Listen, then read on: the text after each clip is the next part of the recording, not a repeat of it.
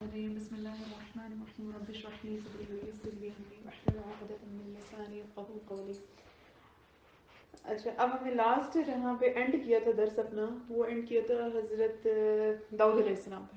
فرشتے جو تھے وہ انسانی شکل میں اللہ تعالیٰ کے حکم سے آئے اور حضرت داؤد علیہ السلام کے گھر وہ ان کے سامنے آ کے موجود ہوئے اور انہوں نے ایک دوسرے کے ساتھ جو ہے وہ ہلکا سا جھگڑا کر کے دکھایا، جسٹ داؤد علیہ السلام کو اس چیز کا ریئلائز کرانے کے لیے کہ کہاں پہ ان سے جو ہے وہ کوتاہی ہوئی ہے.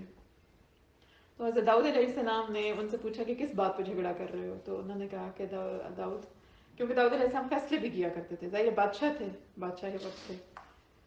تو داؤد علیہ السلام نے ان سے پوچھا کہ کیا معاملہ ہے، تم کس بات پہ ایک دوسرے سے جھگڑا کر رہے ہو. تو انہوں نے کہا کہ اگر یہ جو میرا دوست ہے اس کے پاس 99 بھیڑیں ہیں اور میرے پاس صرف ایک تھی، تو کیا اس کو میرے سے وہ ایک بھی لے لینی چاہیے؟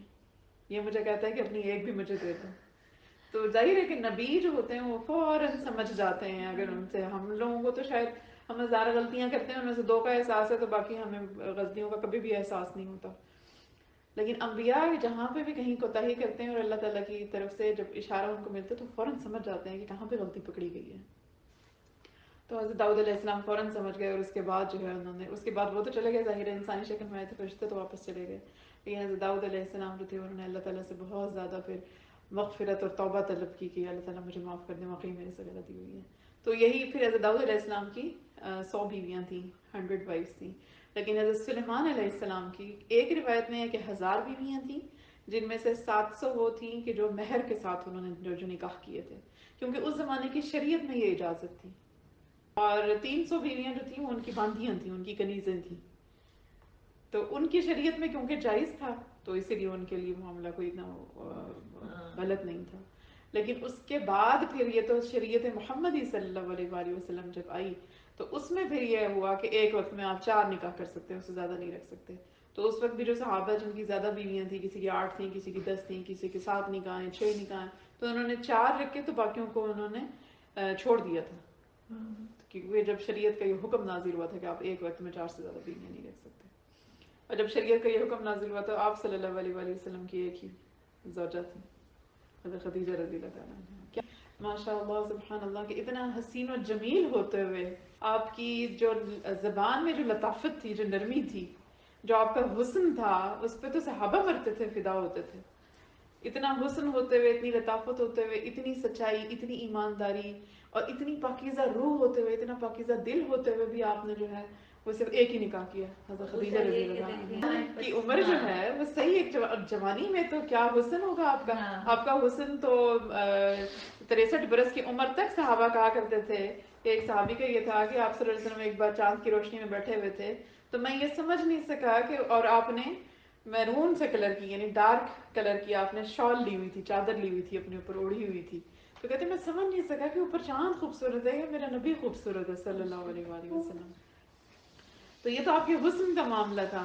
اتنے حسن کے ہوتے ہوئے، اتنی ایمانداری کے ہوتے ہوئے، اتنی لطافت کے ہوتے ہوئے بھی آپ نے، اور وہ زوجہ کہ جن کی آلریڈی 2 شادیاں ہو چکی تھیں، 2 دفعہ بیوہ ہو چکی تھیں حضرت خدیجہ رضی اللہ تعالیٰ عنہا، ان کے پہلے سے بچے موجود تھے دونوں شوہروں سے، لیکن اس کے باوجود آپ نے ان سے نکاح کیا. انہی سے آپ کی اللہ تعالیٰ نے پھر دیکھیں اللہ کی رحمت دیکھیں کہ اللہ تعالیٰ نے سب اولادیں بھی انہی سے ہی دی.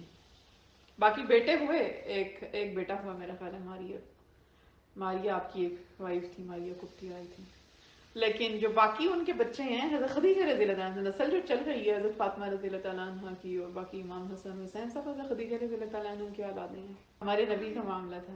تو حضرت سلیمان علیہ السلام، حضرت داؤد علیہ السلام کا جہاں پہ ہم حضرت داؤد علیہ السلام کا یہ تھا کہ عبادت گزار بہت زیادہ تھا. آپ کی عبادت کا یہ معاملہ تھا کہ آپ ساری ساری رات جو ہے وہ عبادت کیا کرتے تھے، دن کو روزہ رکھا کرتے تھے، اور ایک دن روزہ رکھتے تھے، ایک دن افطار کرتے تھے، ایک دن روزہ رکھتے تھے، ایک دن افطار کرتے تھے، روزہ رکھا ایک دن چھوڑا، ایک دن روزہ رکھا ایک دن چھوڑا. اور جنگوں میں ہوتے ہوئے، کیونکہ آپ کو جو اتنی بڑی بادشاہت ملی تھی وہ ایسے تو نہیں مل گئی تھی کہ ایک ہی علاقے پہ بس آپ کی بادشاہت ہو. ظاہر ہے وسیع ہوئی بعد میں مسلمانوں نے پھیلائی، ہمیشہ اپنی بادشاہت کو پھیلایا. تو جنگوں میں ہوتے ہوئے، اور داؤد علیہ السلام کے جیسے ہم تذکرہ کر رہے تھے کہ زرہیں بنایا کرتے تھے. تو داؤد علیہ السلام کو اللہ تعالیٰ نے معجزہ عطا کیا کہ آپ کے ہاتھ میں لوہے کو نرم کر دیتے تھے. تو لوہے کو نرم کرنے سے یعنی کسی ضرب کے بغیر آپ لوہے کو جو چاہتے تھے شکل دے لیتے تھے. تو اس سے پہلی مرتبہ ذہنیں بنانی شروع کی آپ نے لباس. یہ قرآن پاک کی آیت میں بلکہ ہے کہ آپ کے لیے لباس بنانے شروع کیے. حضرت داؤد علیہ السلام نے پہلی مرتبہ جو جنگوں کے لیے مسلمان جایا کرتے تھے اس ٹائم.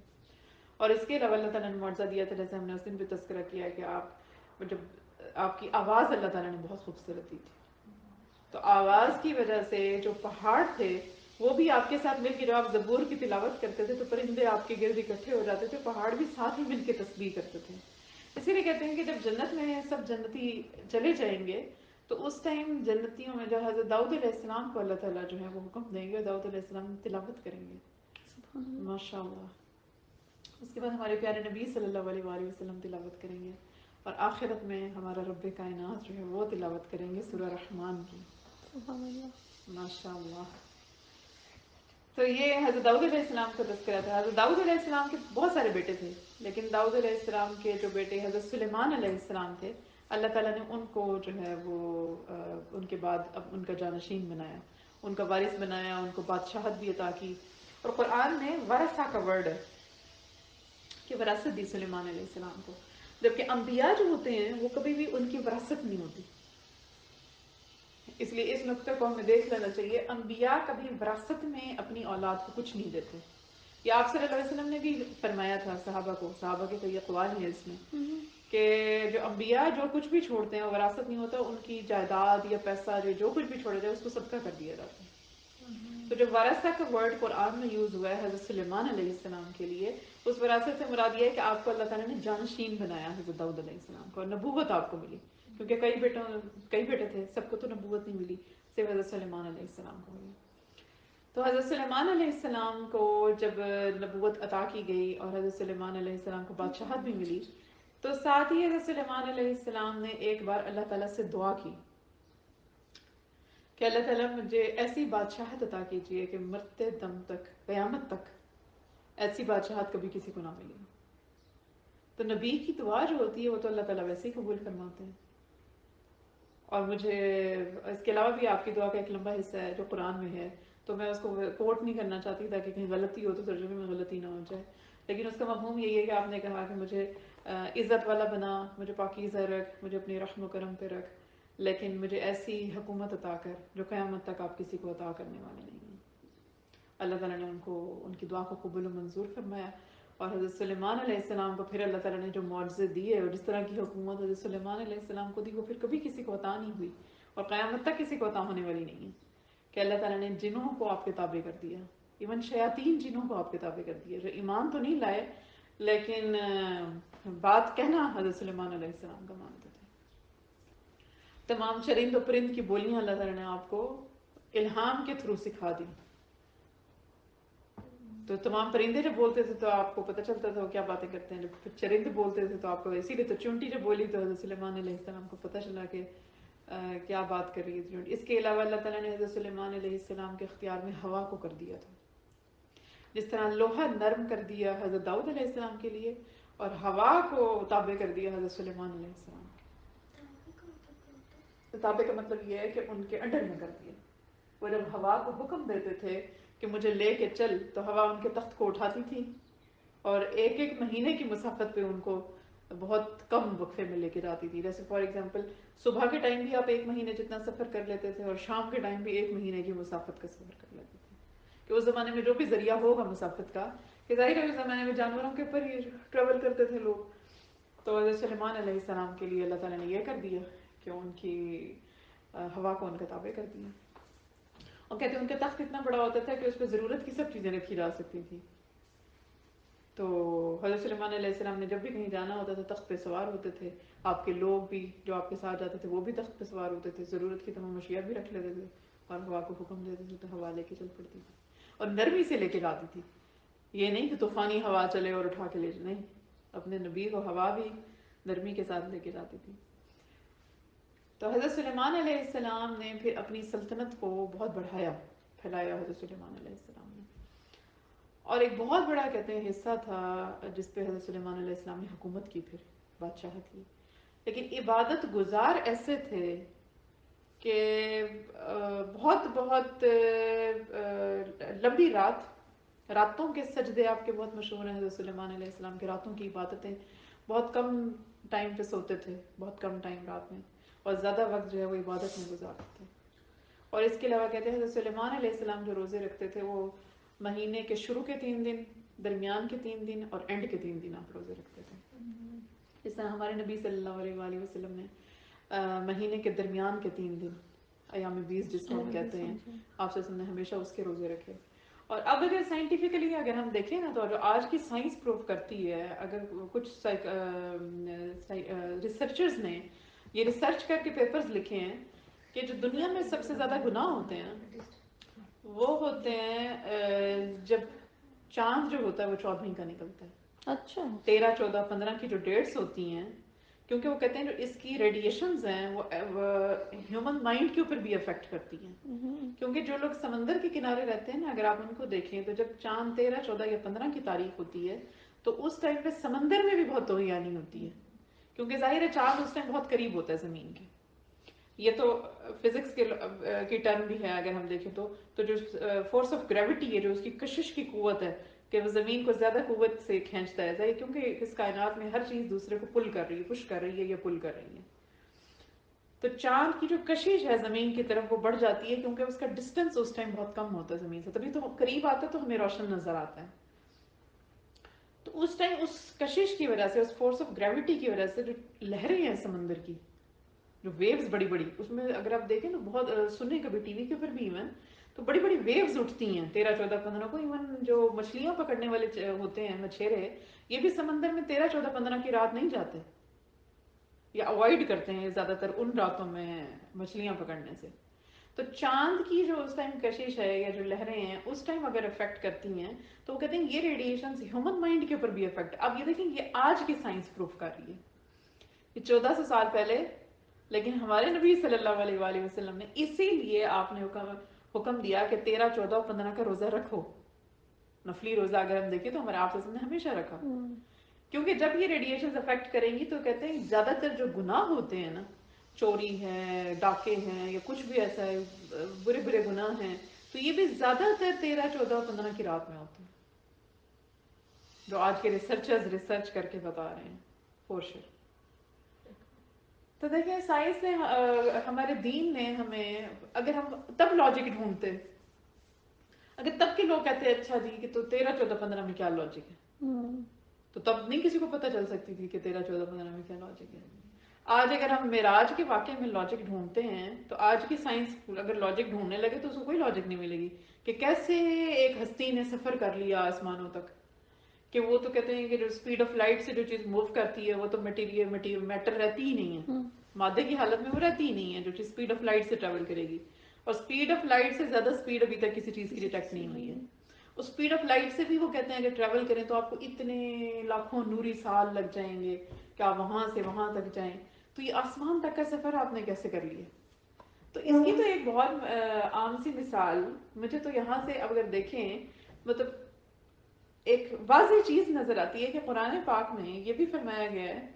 ایون اگر ہم دیکھیں سورہ ملک کی وجہ سے آپ تلاوت ہو رہی تھی ماشاءاللہ بڑی پیاری تلاوت کی ہے، تو اس میں یہ بھی بتایا گیا کہ ہم نے آسمان کو سجایا، نیچے والے آسمان کو، بلکہ 2 3 مقامات میں ہمیں ملتا ہے کہ ہم نے نیچے والے آسمان کو ستاروں سے مزین کیا. کہ ایک تو ہم نے آراستہ کیا ستاروں سے، اور انہیں شیطانوں کے مارنے کا ذریعہ بھی بنایا. تو اس کا مطلب ہے کہ شیاطین جو ہیں وہ تو جاتے ہیں پہلے آسمان تک، ان کی تو اپروچ ہے. تو اگر وہ پہلے آسمان تک جا سکتے ہیں، کیونکہ جو آپ کو دمدار ستارے نظر آتے ہیں جو ہم کہتے ہیں کہ کوئی ستارہ ٹوٹا ہے، اصل میں ستارہ ٹوٹا نہیں ہے، یہ انگارے آگ کے مارتے ہیں فرشتے اوپر سے. جب بھی شیاطین جو ہے کچھ سننے کے لیے جاتے ہیں اوپر پہلے آسمان تک تو ان کو انگارے پھینکے جاتے ہیں ان کے اوپر. تو وہ آج کی سائنس یہ کہتی ہے کہ جو دمدار ستارہ ہے اور یہ ہے اور وہ ہے، لیکن اصل میں وہ کیا ہے کہ وہ انگارے فرشتے پھینکتے ہیں اور شیطانوں کو بھگاتے ہیں وہاں سے. تو اللہ تعالیٰ نے فرما دیا کہ ان کو شیطانوں کو مارنے کا ذریعہ بھی بنایا. تو اگر شیاطین لمحوں میں، کیونکہ جو جنات ہوتے ہیں وہ بہت تیزی سے ٹریول کرتے ہیں، تو اگر وہ یہاں سے لے کر پہلے آسمان تک جا سکتے ہیں تو کیا رب کائنات اپنی جس ہستی کو چاہتا ہے وہ پہنچا نہیں سکتا، لمحوں میں سفر نہیں کرا سکتا؟ تو اگر اس معراج کو، جس کو اس زمانے میں بھی لوگ نہیں سمجھ سکے اور آج بھی لوگ اس کو ڈینائی کرتے ہیں، اگر آج بھی دیکھیں نا تو آج بھی لوگوں ایک بہت بڑا گروپ ہے کہ آج بھی اس چیز پہ بلیو نہیں کرتا کہ آپ صرف بعض کہتے ہیں کہ جی یہ روحانی سفر تھا آپ کا، آپ کا جسمانی سفر نہیں تھا. تو اگر آپ کا جسمانی سفر نہیں تھا، یہ روحانی سفر تھا، تو شیاطین کیسے جاتے ہیں؟ تو سائنس جو ہے وہ آج بھی ہماری کچھ لاجکس نہیں دے سکتی نا. اور جو بچے ہمارے یا جو ہمارے نوجوان جو ہیں وہ لاجک کے چکر میں پڑیں گے، وہ بھٹک جائیں گے اس راہ سے. اس لیے جب دین کی بات ہو، جو چیز قرآن میں بتا دی گئی، جو حدیث میں بتا دی گئی، جو آپ سے کی زبان سے ادا ہو گئی، جو فعل آپ سے ہو گیا، اس میں کبھی یہ لاجک نہیں ڈھونڈے. اب یہ ایام 20 کے روزے آ گئے نا، اب لاجک ہمیں آج ملی ہے 1400 سال کے بعد. اب بھی سارے لوگوں کو تو نہیں پتا نا، ابھی تو فورشر ریسرچ کر رہے ہیں ریسرچرز، وہ آ کے ابھی جن لوگوں کو پتہ چلتا ہے ان کو بتاتے ہیں، پیپرز لکھ رہے ہیں کہ جی ایسے ہوتا ہے ایسے ہوتا ہے. تو یہ چیزیں ہمارا دین بہت خوبصورت ہے، یہیں سے ہمیں اس کی خوبصورتی کا ہمیں اندازہ لگانا چاہیے. اس لیے اللہ تعالیٰ فرماتے ہیں کہ ہر وقت غور و فکر کرو تاکہ تمہیں پتہ چلے کہ کون سا حکم کس لیے ہے، اور مائنڈ زیادہ کھلے، کیونکہ انسان کا بلیو پھر اس کا ایمان کامل ہوتا ہے، پختہ ہو جاتا ہے. تو حضرت سلیمان علیہ السلام جو تھے وہ روزے رکھتے تھے، شروع کے 3 دن، درمیان کے 3 دن اور آخر کے 3 دن. لیکن حضرت سلیمان علیہ السلام کی عبادت گزار بہت زیادہ، جس طرح ان کے والد تھے، ان کے والد حضرت سلیمان علیہ السلام. اب دیکھیں اتنی بادشاہت کے ہوتے ہوئے، کیونکہ جو دولت ہوتی ہے وہ انسان یا بادشاہ، دنیا میں لڑائی صرف 2 چیزوں کی ہے، ایک عہدے کی لڑائی ہے اور ایک پیسے کی لڑائی ہے. یہی ہے نا، جو کسی سے حسد کر رہا ہے وہ یا تو اس کے عہدے کی وجہ سے حسد کر رہا ہے یا اس کے پیسے کی وجہ سے اس سے حسد کر رہا ہے. زیادہ تر 2 ہی وجوہات ہوتی ہیں. جائیداد کا چکر ہے، کوئی کتنا امیر ہے تو کوئی کتنا غریب ہے، سارے حسد یہی چل رہے ہیں، بغض یہی چل رہے ہیں کہ اس کو نہ ملے تو مجھے مل جائے، مجھے نہ ملے اگر یہ چیز تو اس کو بھی نہ ملے. تو یہ جو ساری چیزیں چل رہی ہیں. اب حضرت سلیمان علیہ السلام، حضرت داؤد علیہ السلام دونوں بادشاہ ہیں، بادشاہ وقت ہیں اپنے زمانے کے، اور حکومتیں اتنی بڑی بڑی ملی ہیں. اور حضرت سلیمان علیہ السلام پہ تو اللہ تعالیٰ نے رحمتوں کی اپنی بوچھاڑ بارش کی ہے کہ آپ کو چرندوں کی بولی بھی آتی ہے، آپ کو پرندوں کی بولی بھی آتی ہے، جنات آپ کے تابع ہیں، انسان آپ کے تابع ہیں، اس کے علاوہ ہوا آپ کے تابع کر دی ہے، مال دولت کی آپ کے پاس کمی نہیں ہے، بادشاہت آپ کے پاس ہے، آپ ایک حکم دیتے ہیں، حکومت آپ کے پاس ہے. لیکن دیکھیں نعمتیں ہمیشہ امتحان ہوتی ہیں. تو اس امتحان میں نبیوں جیسی ذات کیسے کتنی خوبصورتی سے انہوں نے اس امتحان کو پاس کیا ہے کہ اتنے پیسے کے ہوتے ہوئے، اتنی حکومت کے ہوتے ہوئے، عہدے کے ہوتے ہوئے، جہاں انسان کو جب یہ تو گھمنڈ آنا بہت آسان ہوتا ہے کہ جب اس کو پتہ چلے کہ یہ سارے میرے انڈر ہیں، یہ لوگ میرا ہی کہنا مانتے ہیں، یہ جانور میرا ہی کہنا مانتے ہیں، جنات میرے کہنے پہ چلتے ہیں. تو اس کے لیے تو بہت آسان تھا اگر شیطان ان پہ حاوی ہو جاتا تو ان کو اس گھمنڈ میں مبتلا کر سکتا تھا. کہ فرعون کیا تھا، اس کو بھی تو اسی چیز کا گھمنڈ تھا. نمرود کیا تھا، ان کو وہ لوگ خدائی کے دعوے تک چلے گئے کہ ہم خدا ہیں. اور کہاں اللہ نے وہ بادشاہ بھی دکھائے ہیں فرعون جیسے اور نمرود جیسے، اور اللہ تعالیٰ نے یہ بادشاہ بھی دکھائے ہیں. جہاں سے داؤد علیہ السلام کی مثال ملتی ہے، حضرت سلیمان علیہ السلام کی مثال ملتی ہے. تو بڑی خوبصورت یہ جو ہیں وہ مثالیں ہیں اللہ تعالیٰ نے ہمیں عطا کی کہ ماشاء اللہ اور سبحان اللہ، کہ واقعی رہتی دنیا تک ایک مثال ہے. سوال، جی، حضرت داؤد کے وصال کے بعد حضرت سلیمان کو نبوت ملی حضرت تھی؟ داؤد کے وصال کے بعد اب حضرت سلیمان علیہ السلام کو جب بادشاہت ملی ہے تو حضرت سلیمان علیہ السلام نے اس کو بڑھایا، اس کو پھیلایا اپنی حکومت تک. کہتے ہیں جہاں تک آپ جا سکتے تھے اپنی حکومت، بہت بڑے خطے تک آپ نے حکومت کی. اب حضرت سلیمان علیہ السلام کے زمانے میں کیونکہ چرند آپ کے کہنا مانتے تھے، پرندے بھی، تو تمام جانور اور پرندے ان کی ڈیوٹیاں لگائی ہوئی تھیں آپ نے. جنات جو تھے ان کی بھی ڈیوٹی لگی ہوئی تھی، ان سے آپ بلڈنگیں محل بنواتے تھے، تعمیر کرواتے تھے، یا کوئی بلڈنگ بنانی ہے وہ تعمیر کرتے تھے، یا جو ہیوی کام ہوتا ہے جو انسان نہیں کر سکتے وہ جنات کے ذمہ لگائے ہوئے تھے آپ نے. اور جو پرندے تھے ان کی اپنی ڈیوٹیاں لگائی ہوئی تھی، پرندے آ کے ان کو باقاعدہ رپورٹ دیا کرتے تھے. تو ایک دفعہ اور دربار لگایا کرتے تھے حضرت سلیمان علیہ السلام ان سب سے رپورٹ لینے کے لیے. تو حضرت سلیمان علیہ السلام نے ایک بار دربار لگایا ہوا تھا. تو جب دربار لگایا ہوا تھا تو اس دن ڈیوٹی تھی ہدہد کی، جو ایک پرندہ ہے ہدہد. کہتے ہیں ایک چھوٹا سا پرندہ ہے لیکن اس کو اللہ تعالیٰ نے یہ کیپیبلٹی دی ہے ماشاء اللہ کہ یہ جب صحراؤں میں سے گزرے یا کہیں سے بھی گزرے تو یہ زمین کے نیچے یہ دیکھ لیتا ہے کہ پانی کہاں ہے. اس کو یہ خصوصیت دی ہوئی ہے. تو ہدہد کی ڈیوٹی ہوتی تھی کہ جب بھی قافلے جاتے تھے، اور پانی ظاہر ہے کہ اس زمانے میں پانی تو ایسے نہیں تھا نا جیسے آج ہم تصور نہیں کر سکتے اس چیز کا. پانی ڈھونڈنا مشکل ہوتا تھا، تو ہدہد جو ہے وہ چیک کر کے بتاتا تھا کہ پانی کہاں ہے. تو وہاں پہ باقی لوگ کھدائی کر کے تو یہ وہاں سے پانی نکال لیتے تھے. تو اس دن ہدہد جو تھا اس نے آ کے رپورٹ دینی تھی، اور ہدہد جو ہے وہ اس دربار میں سے غائب تھا. تو حضرت سلیمان علیہ السلام نے دیکھا کہ دربار میں جتنے بھی ان کے آنا تھا، حاضری دینی تھی جس نے وہ موجود ہے، لیکن ہدہد نہیں ہے. تو حضرت سلیمان علیہ السلام نے بڑے غصے کا اظہار کیا کہ میں دیکھتا ہوں کہ ہدہد مجھے نظر نہیں آتا، تو مجھے یہ آ کے بتائے گی کہ کہاں چلا گیا. اگر تو یہ آگے مجھے نہیں بتاتا کہ یہ کہاں گیا تو میں اس کو سخت سزا دوں گا یا میں اس کو ذبح کر دوں گا. یہ قرآن میں یہ الفاظ آئے ہیں سورۃ النمل میں بھی. تو حضرت سلیمان علیہ السلام نے جب یہ کہا تو اتنے میں کچھ دیر کے بعد ہدہد آ گیا. تو حضرت سلیمان علیہ السلام نے اس سے پوچھا کہ تم غیر حاضر کدھر تھے؟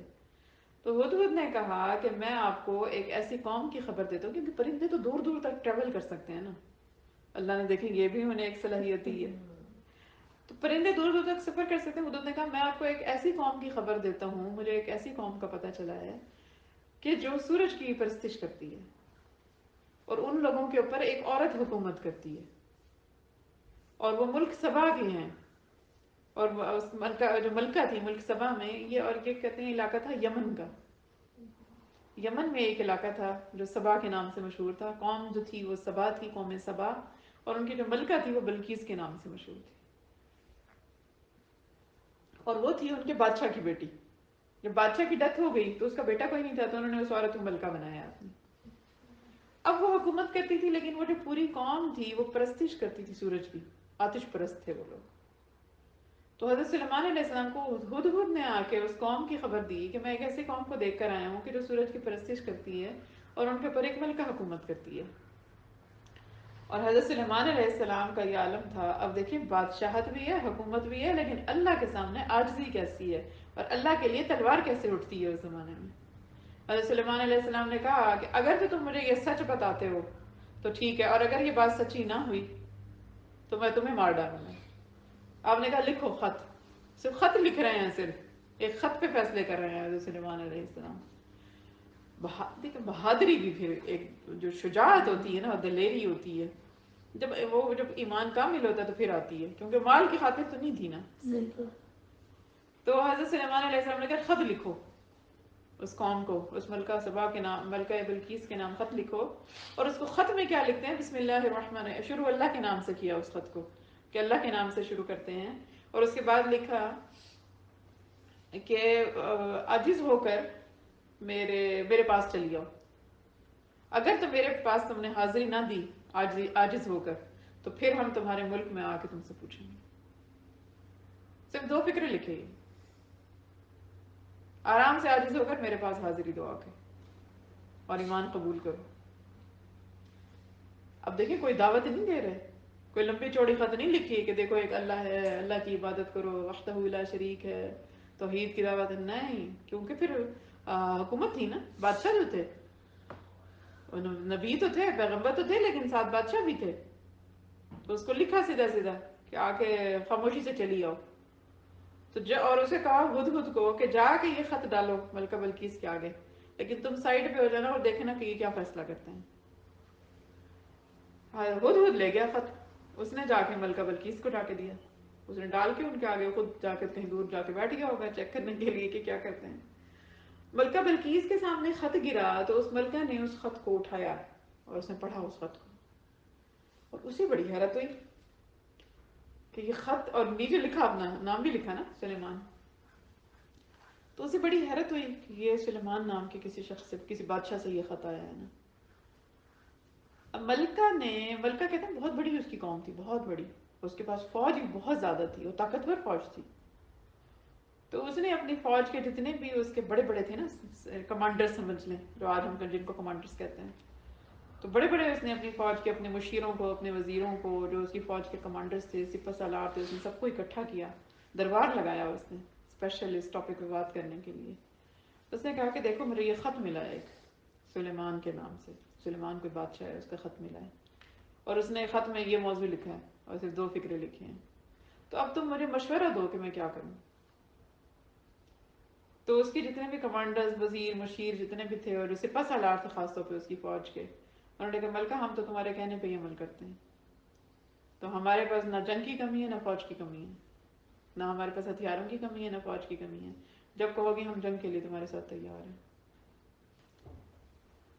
تو ملکہ نے کہا کہ میں یوں کرتی ہوں کہ کیونکہ اس زمانے میں جو جنگیں تھیں نا وہ دو وجوہات کی وجہ سے لڑی جاتی تھیں۔ ایک وجہ تو جنگ لڑنے کی یہ ہوتی تھی کہ مال غنیمت کی خاطر،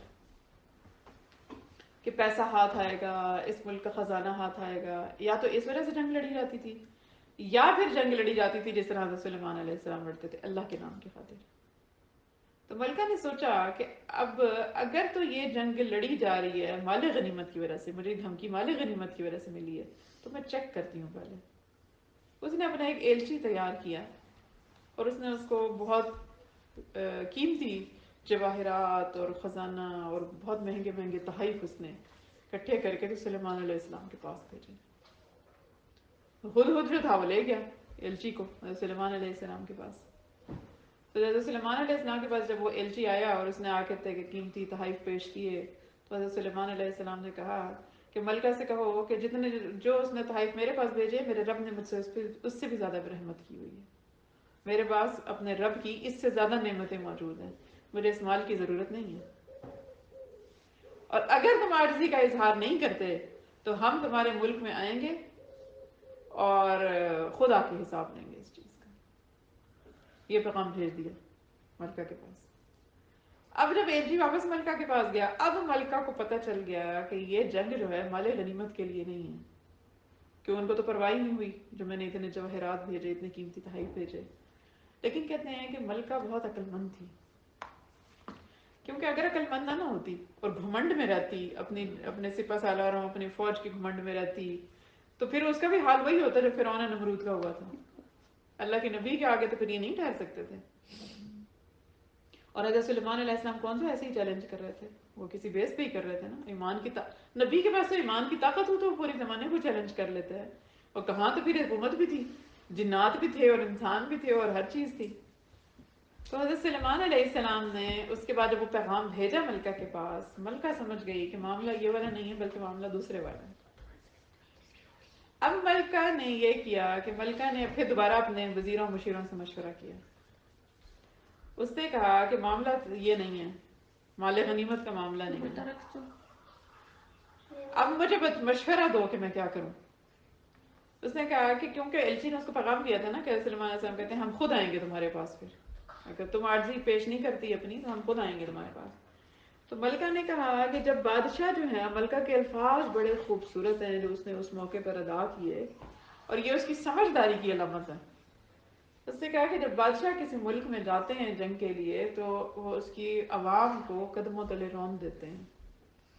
اب اس کو پتہ تھا کہ اگر تو ہم بات نہیں نہ مانتے، ہم جا کے عاجزی کا اظہار نہیں کرتے ہیں، تو پھر یہ خون بہے گا سارا یہاں سے، اور اس کا مطلب ہے کہ رحم جزاک اللہ خیر۔ پڑھوں گی کہ آیت نمبر 15 ہے سورہ نمل کی، اور ہم نے داؤد اور سلیمان کو علم عطا کیا، اور انہوں نے کہا تمام تعریفیں اللہ کی ہیں جس نے ہمیں اپنے بہت سے مومن بندوں پر فضیلت عطا فرمائی۔ یعنی اللہ تعالیٰ کے شکر گزار بندے تھے، اللہ نے بادشاہت عطا کی، حکمت عطا کی، لیکن اللہ کا شکر عطا کیا۔ اور سلیمان کو داؤد کی وراثت ملی۔ اب یہاں پہ میں کہہ رہی تھی کہ وارث سلیمان، جو وارثہ جہاں پہ ہے وہاں پہ آپ نے کبھی بھی کسی کو سمجھانی ہے کوئی چیز تو آپ نے کنفیوز نہیں ہونا، کیونکہ آپ سے یہ حدیث کے ساتھ پھر یہ کنفیوژن ہو سکتی ہے کہ آپ صلی اللہ علیہ وآلہ وسلم کی حدیث ہے کہ انبیاء کی وراثت نہیں ہوتی، انبیاء جو کچھ بھی اپنے ترکے میں چھوڑ کے جاتے ہیں وہ سب کا سب صدقہ ہوتا ہے، وہ ان کی اولاد میں تقسیم نہیں ہوتا اس طرح سے جس طرح باقیوں کی وراثت تقسیم ہوتی ہے۔ لیکن جو ووارثہ کے ورڈ یہاں پہ یوز ہوا ہے، ووارثہ سلیمان، تو یہ اس طرح کی وراثت میں نہیں استعمال ہوا بلکہ یہ جانشینی کے طور پر استعمال ہوا ہے کہ حضرت داؤد علیہ السلام کے بعد جانشین جو تھے وہ حضرت سلیمان علیہ السلام بنے تھے۔ اور سلیمان کو داؤد کی وراثت ملی اور انہوں نے کہا اے لوگو، ہمیں پرندوں کی بولی سکھائی گئی ہے اور ہمیں ہر ضرورت کی چیز عطا کی گئی ہے، یقیناً یہ اللہ تعالیٰ کا کھلا ہوا فضل ہے۔ یعنی ہر چیز میں نسبت جو ہے وہ رب کی طرف مڑی ہے، کبھی گھمنڈ نہیں کیا، صرف ایک چیز مروا گئی فرعون و نمرود کو اور وہ تھا ان کا غرور اور تکبر۔ تو جو غرور اور تکبر ہے یہاں سے ہمیں پتہ چلتا ہے کہ اصل برائی کی جڑ ہی غرور اور تکبر ہے۔ تو تو جیسے ہی غرور اور تکبر کسی چیز کا آئے گا وہ چیز تباہ و برباد ہو جائے گی، آپ کو کبھی نفع نہیں دے گی، کبھی فائدہ نہیں دے گی، نہ اس دنیا میں نہ آخرت میں۔ اور حضرت سلیمان علیہ السلام کو ہر چیز عطا ہوئی، لیکن فائدہ کیا چیز دے رہی ہے کہ اللہ کے شکر گزار بندے ہیں اور نسبت ہر چیز میں اللہ کی طرف جوڑ رہے ہیں۔ آیت نمبر 17 ہے جو سورہ نمل کی، اور سلیمان کے لیے ان کے سارے لشکر جمع کر دیے گئے تھے جو جنات، انسانوں اور پرندوں پر مشتمل تھے، چنانچہ انہیں قابو میں رکھا جاتا تھا۔ یعنی جنات جو تھے ان کو بھی حضرت سلیمان علیہ السلام کے کیونکہ اختیار میں دیے گئے تو وہ قابو میں رہتے تھے، سرکشی نہیں کرتے تھے اس طرح سے۔ سرکش جنوں کو بھی حضرت سلیمان علیہ السلام کے قبضے میں دیا گیا۔ اسی لیے تو آج تک دیکھیں کہ سلیمان علیہ السلام کو جنات ہمیشہ مانتے ہیں۔ ایون سانپ کے بارے میں بھی کہا جاتا ہے کہ اگر کوئی سانپ گھر میں نکل آئے تو سب سے پہلے حضرت سلیمان علیہ السلام کو واسطہ دیں اسے، اور اس کی وجہ یہ ہے کہ بعض اوقات جنات جو ہیں وہ سانپ کی شکل میں آ جاتے ہیں گھر کے اندر، تو اگر تو وہ جن ہوگا تو وہ سلیمان علیہ السلام کا واسطہ دیں گے تو نکل جائے گا، وہ 3 دفعہ کہیں اسے، تو اگر جن ہوگا وہ جو سانپ کی شکل میں آیا تو وہ نکل جائے گا خاموشی سے گھر کے ساتھ۔ تو آج تک وہ واسطہ مانتے ہیں سلیمان علیہ السلام کا، کیونکہ ان کے اوپر حکومت ہی سے ہوئے کہ انسان ایک ہی نے کی ہے، حضرت سلیمان علیہ السلام، اور اس کے بعد امت محمدی میں تو یہ شامل ہیں ہی۔ آیت نمبر 18 اس کے بعد آئی ہے، چلیں یہ 18 والا تذکرہ میں بعد میں کرتی ہوں جس میں چونٹی کی بات ہو رہی ہے، یا چلیں بیچ میں کرتے جاتے ہیں کہ ایک بار حضرت سلیمان علیہ السلام جو ہے، یہ پہلے آیت پڑھ لیتے ہیں اس کے بعد اس کی تفسیر دیکھتے ہیں۔ یہاں تک کہ ایک دن جب یہ سب چونٹیوں کی وادی میں پہنچے تو ایک چونٹی نے کہا، چونٹیوں اپنے اپنے گھروں میں گھس جاؤ، کہیں ایسا نہ ہو کہ سلیمان اور ان کا لشکر تمہیں پیس ڈالے اور انہیں پتہ بھی نہ چلے، کہ کیونکہ حضرت سلیمان علیہ السلام کو ہر طرح کی بولی سکھائی گئی تھی، تو ایک مرتبہ آپ کا قافلہ کہیں جا رہا تھا، تو قافلہ جب گزر رہا تھا تو اس سے پتہ چلتا ہے کہ قافلہ اس ٹائم ہوا کے اوپر سوار نہیں تھا، کیونکہ اگر ہوا کے اوپر ہوتا تو چونٹی کو ڈر نہ ہوتا۔ تو قافلہ جب جا رہا تھا تو چونٹی بہت دور تھی، کہتے ہیں 3 میل کا فاصلہ تھا ابھی چونٹی کا، تو وہاں سے اللہ تعالیٰ نے چونٹی کی آواز کو اپنے نبی کے کانوں تک پہنچایا۔ تو یہ چھوٹی چھوٹی باتوں میں وہ معجزے ہیں انبیاء کو جو ملے ہوئے، اب کسی عام انسان کے بس کی بات نہیں ہے۔ اب ہم یہاں پہ اگر لاجک ڈھونڈنے ٹھہریں گے اور کوئی قرآن کی اس آیت کو پکڑ لے کہ چونٹی کی آواز کیسے پہنچتی ہے کسی انسان کے کان کی طرف، تو پھر ہم فیل ہو جائیں گے یہاں پہ، کیونکہ سائنس ابھی اس عروج تک پہنچی ہی نہیں ہے۔ قرآن تو عروج ایک انسان، قرآن قیامت تک کے لیے، قیامت تک جو ٹیکنالوجی آ کے آپ کو ملنی ہے، جو کچھ بھی انسان نے ترقی کرنی ہے قیامت تک، قرآن تب تک کے لیے چیلنج ہے انسان کے لیے۔ قرآن کے مہم میں ہر کوئی قیامت تک حل نہیں کر سکے گا۔ تو آج اگر کوئی اس آیت کو پکڑ لے کہ چونٹی کی آواز کیسے پہنچی ہے سلیمان علیہ السلام تک، آج کی سائنس تو نہیں کہتی کہ چونٹی کی آواز پہنچتی ہے، تو آج نہیں کہتی، ہو سکتا ہے 100 سال بعد کہے۔ جو چیز 1400 سال پہلے تک سائنس نہیں مان رہی تھی، سائنس تو کیا، سائنس تو بچہ ہے ابھی، سائنس تو اس عروج تک پہنچی ہی نہیں ہے۔ تو قرآن اور ہمارا جو رب کائنات ہے اس کے معاملات کو تو کوئی چیلنج ہے ہی نہیں، اور جو خاص انبیاء کو جو معجزے دیے گئے وہ تو معجزے تھے، وہ حقیقت میں رونما ہوتے تھے۔ اب آپ سے اصل میں جب انگلی سے اشارہ کر کے چاند کو 2 ٹکڑوں میں کر دیا تو چاند واقعی ہوا 2 ٹکڑوں میں۔ اب یہاں پہ کوئی لاجک ڈھونڈے کہ انگلی میں ایسا کیا تھا، پھر اس سے کون سی شعائیں نکلی تھیں، پھر ایسا کیسے ہو سکتا ہے کہ ایک انسان۔ اس لیے ہمیشہ جب میرے سامنے یہ والدین کہتے ہیں کہ جی آج کل کے بچے یہ بات نہیں مانتے، تو کائنڈلی یہ والا فکرہ مت دہرائیں کبھی بھی کہ آج کل کے بچے تو سائنس کے بچے ہیں تو یہ نہیں مانتے۔ جب ہم اپنے بچوں کو سائنس کے چکروں میں الجھائیں گے، ہمارے کوئی سائنس کوئی ایسی کسوٹی نہیں ہے کہ جس کے اوپر ہم اپنے بچوں کی جو تربیت کریں کہ جس سائنس کی بنیاد پہ ہر چیز چیک ہوگی، نہیں۔ قرآن سائنس کی کتاب نہیں ہے، اس لیے اگر ڈاکٹر ذاکر نائک کے بھی بیانات ہم سنیں تو ہر وقت وہ یہی بات کرتے ہیں، اور بہت پیاری بات کرتے ہیں کہ قرآن سائنس کی کتاب نہیں ہے، قرآن سائنس کی کتاب ہے، یہ علامات کی کتاب ہے، یہ اللہ تعالیٰ کی یہ اللہ تعالیٰ کی روشن اور واضح آیات ہیں، اور اللہ تعالیٰ کے معجزے ہیں جو ہمیں نظر آتے ہیں، اس کو اب لاجک میں مت پرکھیں۔ سائنس کیا ہے بیچاری، کبھی تھیوری سائنس کی غلط ثابت ہوتی ہے، کبھی صحیح ثابت ہوتی ہے۔ آج جو کل تھیوری صحیح تھی وہ آج غلط ہو گئی ہے، جو آج صحیح ہے وہ کل غلط ہو جائے گی۔ جو ہے سائنس کی تھیوریاں تو بنتی رہیں گی اور بگڑتی رہیں گی، کیونکہ سائنس کی تھیوری تو انسانوں کے اوپر بنیاد ہے نا اس کی، تو یہ کلام تو رب کا ہے جس نے کائنات کو تخلیق کیا، اب تک وہی ہے، اب تک وہی ہے، اس میں کوئی 19-20 کا فرق نہیں ہے۔ لیکن سورہ بقرہ کی پہلی آیت ہی یہی ہے، ذالک الکتاب لا ریب فیہ، کہ یہ وہ کتاب ہے کہ جس میں کوئی شک نہیں۔ قرآن نے شروع ہوتے ساتھ ہی جو پہلی آیت بیان کی ہے سورۃ فاتح کے الف لام میم کے بعد، وہ یہی بیان کی ہے، ذالک الکتاب لا ریب فیہ، کہ یہ وہ کتاب ہے کہ جس میں کوئی شک نہیں ہے۔ اب یہاں پہ اگر آپ یا تو پہلے فکر پہ یقین کریں تو پھر قرآن پڑھیں، اگر پہلے فکر پہ یقین نہیں ہے پھر قرآن کو مت پڑھیں کیونکہ آپ کو فائدہ نہیں دے گا. پھر جو لوگ اس طرح سے دل میں کجی رکھ کے اس کو پڑھتے ہیں وہ الٹا بھٹک جاتے ہیں. اس لیے اگر سائنس پہ پرکھتے رہیں گے، ہم ہر چیز کو سائنس پہ پرکھتے رہیں گے تو پھر بھٹکیں گے ہم اپنی راہ سے، کیونکہ ہم ان بلندیوں تک نہیں پہنچ سکتے جن بلندیوں پہ قرآن نے ہم سے خطاب کیا. اس لیے رب کو ہمیشہ رب کی بات پہ سر کو جھکانا ہے، ہماری سمجھ میں آتی ہے نہیں آتی، کیونکہ انسان کو تو وہ سمجھ میں نہیں آتا کہ انسان کو تو کئی مقامات پر اللہ تعالیٰ نے خود مخاطب کیا کہ انسان ظالم و جاہل ہے. جس انسان کو جاہل کہہ دیا، اگر وہ اپنی انسانیت کی بھی اوپر پہنچ جائے، اپنی معراج کو پہنچ جائے جو اللہ نے اس کو دماغ کے اس پورے دماغ کو بھی استعمال کر دے، لیکن پھر بھی وہ وہاں تک تو نہیں. اس کے کلام میں یا اس کی تحقیق میں اور رب کائنات کے کلام میں تو زمین آسمان کا فرق ہوگا.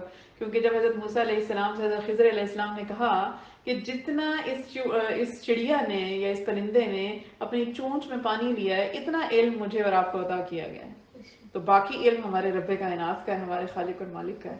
تو جس کا علم اتنا وسیع ہے تو اس کے موضوع کے اوپر اور اس کے قرآن کے اوپر اور اس کے کلام کے اوپر کوئی بحث نہیں ہو سکتی. بالکل. تو یہ حضرت سلیمان علیہ السلام کو چونٹی کی جب آواز آئی تو سلیمان علیہ السلام جو ہے وہ مسکرائے اس کی آواز سن کے اور اپنے رب کا شکر ادا کیا کہ مجھے 3 میل کے فاصلے سے ایک چونٹی کی آواز میرے رب نے سنائی ہے اور مجھ تک پہنچائی ہے. تو دیکھیں آگے اس آیت میں آیا بھی ہے، آیت نمبر 19 سورہ نمل کی، کہ اس کی بات پر سلیمان مسکرا کر ہنسے اور کہنے لگے میرے پروردگار مجھے اس بات کا پابند بنا دیجئے کہ میں ان نعمتوں کا شکر ادا کروں. لیکن کہتے ہیں نا شکر گزار بندے کو اللہ تعالیٰ اور بھی زیادہ سے نوازتے ہیں. تو جب بھی اللہ تعالیٰ کوئی نعمت کوئی رحمت عطا کریں کبھی بھی اپنی قابلیت کی طرف اشارہ نہ کریں کہ میں اس قابل تھا کہ مجھے یہ چیز مل گئی یا میرے اندر یہ قابلیت ہے یا مجھے اللہ نے یہ صلاحیت دی ہے. آپ کی صلاحیت آپ کی قابلیت کچھ نہیں ہے، کچھ نہیں ہے، یہ رب کی رحمت ہے کہ اس نے آپ کو اس قابل بنایا. تو حضرت سلیمان علیہ السلام کیا فرما رہے ہیں، کہنے لگے میرے پروردگار مجھے اس بات کا پابند بنا دیجئے کہ میں ان نعمتوں کا شکر ادا کروں جو آپ نے مجھے اور میرے والدین کو عطا فرمائی. اب یہاں پہ صرف اپنی نعمتوں کا شکر نہیں ادا کر رہے، اپنے والدین کی نعمتوں کا بھی ساتھ ہی شکر ادا کر رہے ہیں. اور وہ نیک عمل کروں جو آپ کو پسند ہو اور اپنی رحمت سے مجھے اپنے نیک بندوں میں شامل فرما لیجئے. اب کیا ایک نبی کو پتہ نہیں کہ میں نیک بندوں میں شامل ہوں؟ نبی سے زیادہ نیک کون ہو سکتا ہے؟ پیغمبر کو پتہ ہے میرے پاس وہی آتی ہیں، مجھ سے اللہ تعالیٰ راضی ہیں، مجھے اللہ تعالیٰ کے احکامات آتے ہیں، اس کے باوجود دعا کر رہے ہیں کہ مجھے اپنے نیک بندوں میں شامل فرما لیجیے. تو اس کا مطلب ہے کہ ہمیں تو پھر ہر لمحہ ہی دعا کرنی چاہیے کہ یا اللہ ہمیں اپنے نیک بندوں میں شامل فرما لیجیے.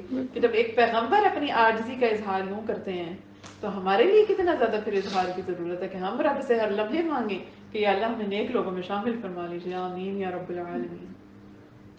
سورۃ النمل آیت نمبر 20 میں ہے، اور انہوں نے ایک مرتبہ پرندوں کی حاضری لی تو کہا کیا بات ہے مجھے ہدہد نظر نہیں آ رہا، کیا ہوا ہے کہ وہ کہیں غائب ہو گیا ہے.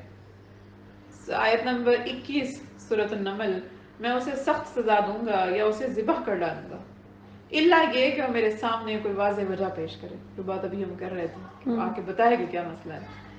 پھر ہدہد نے زیادہ دیر نہیں لگائی اور آ کر کہا کہ میں نے ایسی معلومات حاصل کی ہیں جن کا آپ کو علم نہیں ہے اور میں ملک سبا سے آپ کے پاس ایک یقینی خبر لے کر آیا ہوں. یہ تھی آیت نمبر 22 سورۃ النمل کی. آیت نمبر 23 میں ہے میں نے وہاں ایک عورت کو پایا جو ان لوگوں پر بادشاہت کر رہی ہے اور اس کو ہر طرح کا ساز و سامان دیا گیا ہے، یعنی اس کے پاس نعمتیں بھی بے تحاشا ہیں اور اس کا ایک شاندار تخت بھی ہے. تخت کی خبر بھی دی کہ وہ ایک تخت پہ بیٹھتی ہے. اس کا تخت بڑا مشہور تھا ملکہ سبا کا، یعنی ملکہ بلقیس کا. قوم سبا کی ملکہ تھی تو ملکہ سبا بھی اس کو کہتے ہیں. لیکن اس کا تخت بڑا مشہور تھا، بڑا خوبصورت، بہت بڑا تخت تھا وہ، اور ہیرو جواہرات سے مزین تھا. اس نے اسپیشل اپنے لیے بہت بڑا تخت بنوایا ہوا تھا. آیت نمبر 24 سورۃ النمل کی ٹرانسلیشن ہے میں نے اس عورت اور اس کی قوم کو پایا ہے کہ وہ اللہ کو چھوڑ کر سورج کے آگے سجدے کرتے ہیں، آتش پرست ہیں، سورج پرست ہیں، اور شیطان نے ان کو یہ سمجھا دیا ہے کہ ان کے اعمال بہت اچھے ہیں. اب دیکھیں یہ ہدہد خبر دے رہا ہے، یہ کوئی انسان خبر نہیں دے رہا، یہ ہدہد خبر دے رہا ہے جن پرندوں کو ہم کچھ نہیں سمجھتے نا. تو یہ جب صبح کو اٹھتے ہیں سحری کے ٹائم اور اٹھ کے یہ جب تسبیح کرتے ہیں نا تو یہ ہم محاورتاً تو بولتے ہیں ہم تسبیح کرتے ہیں یہ، لیکن ہماری سمجھ میں یہ بات آتی نہیں ہے کہ یہ کیسے تسبیح کرتے ہیں. لیکن دیکھیں اب کلام قرآن کا ہے اور بات وہ کس سے کر رہا ہے؟ سلیمان علیہ السلام سے. کوئی شک کی گنجائش ہے یہاں پہ؟ کوئی گنجائش نہیں. وہ بتا رہا ہے کہ سورج کے آگے سجدے کرتے ہیں اور شیطان نے ان کو یہ سمجھا دیا ہے کہ ان کے اعمال بہت اچھے ہیں، چنانچہ اس نے انہیں صحیح راستے سے روک رکھا ہے. ہدہد کو بھی پتا ہے کہ صحیح راستہ کون سا ہے، اور اس طرح وہ ہدایت سے اتنے دور ہیں. میں کہتی ہوں اس پرندے کی بھی یہ بات کہہ کے ایک لفظ سننے والا ہے ماشاءاللہ، اور ہم انسان نہیں سمجھتے جن کو اللہ نے اشرف المخلوقات بنایا. ہدہد اشرف المخلوقات میں تو نہیں آتا، لیکن جس انسان کو اللہ نے اشرف المخلوقات بنایا، اپنے لیے پیدا کیا، اپنی عبادت کے لیے پیدا کیا، اس کو اتنی عقل سمجھ عطا کی، بولنے کی صلاحیت دی، ذہن دیا، دماغ دیا، سوچنے سمجھنے کی صلاحیت دی، اور وہ انسان ایسی جاہلوں والی باتیں کرتے ہیں کہ جو ہماری سمجھ میں بھی نہیں آتی بعض اوقات. تو اللہ تعالیٰ کو کیسا ہے؟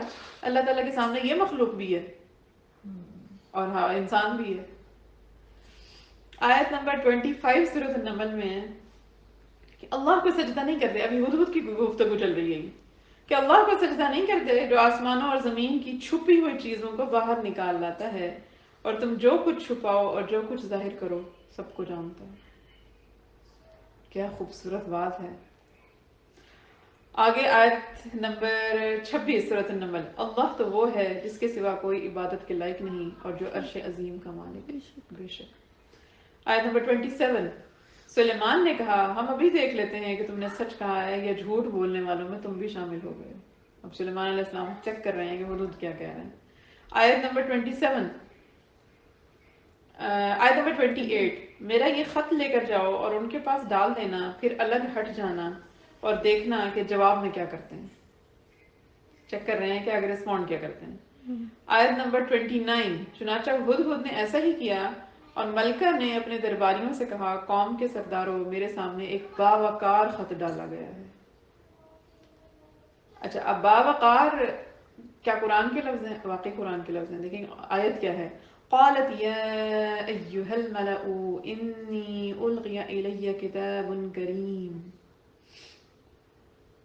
کتاب کریم باوقعت خط، عزت والا خط ڈالا گیا ہے. اب دیکھیں ملکہ بھی اس یہاں سے یہ، اور حالانکہ عورت تھی اور عورت کی عقل پہ اکثر بڑی بحثیں ہوتی ہیں مردوں میں کہ عورت ناقص العقل ہے، عورت کی گواہی جو ہے وہ آدھی ہے، اور عورت کا یہ معاملہ ہے، عورت کا وہ معاملہ ہے، اور دوسرے درجے پہ لاتے ہیں. خاص طور پہ جب وہ آیت دیکھ لیتے ہیں جہاں پہ اللہ تعالیٰ نے کہا کہ مرد کو تم سے ایک درجہ اوپر دیا گیا ہے، حالانکہ اس کی وجوہات ہیں جو ایک درجہ اوپر دیا گیا. آگے اللہ تعالیٰ نے فرما بھی دیا کہ وہ تم پہ خرچ کرتے ہیں اس لیے ایک درجہ ان کو اوپر دیا گیا، اور ذمہ داریاں ان کی زیادہ ہیں. لیکن عورت کی عقل پہ بعض جو جاہل قسم کے مرد ہیں وہ اس طرح کی ڈسکشن بھی کرتے ہیں. اور یہاں پہ دیکھیں یہ بھی ایک عورت تھی جس کا قرآن نے تذکرہ کیا ہے، اور وہاں پہ اس عورت کی عقل مندی اور دانش مندی دیکھیں کہ وہ کہہ رہی ہے کہ قوم کے سرداروں میرے سامنے ایک باوقار خط ڈالا گیا ہے.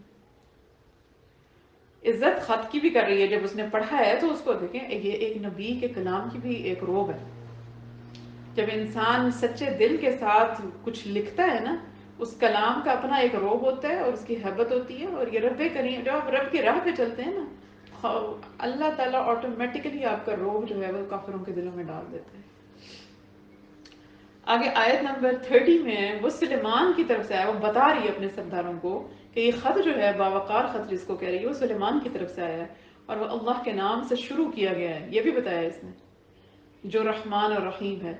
اس کا مطلب ہے کہ اس ٹائم بھی سلیمان علیہ السلام نے لکھا کہ وہ رحمان اور رحیم ہے. رب کریم جو ہے وہ رحمان اور رحیم ہے. تو یہ دو کوالٹیز کیوں لکھی؟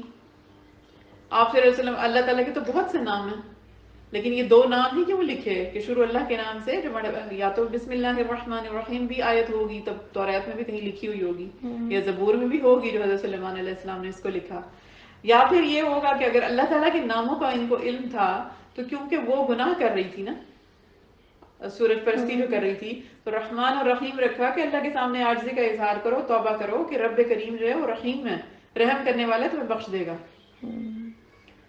آیت نمبر 31 میں اس میں لکھا ہے کہ میرے مقابلے میں سرکشی نہ کرو اور میرے پاس تابعدار بن کر چلے آؤ. اب یہ اس نے سمری بتائی ہے ان دو فکروں کی. آیت نمبر 32. ملکہ نے کہا قوم کے سرداروں جو مسئلہ میرے سامنے آیا ہے اس میں مجھے فیصلہ کن مشورہ دو.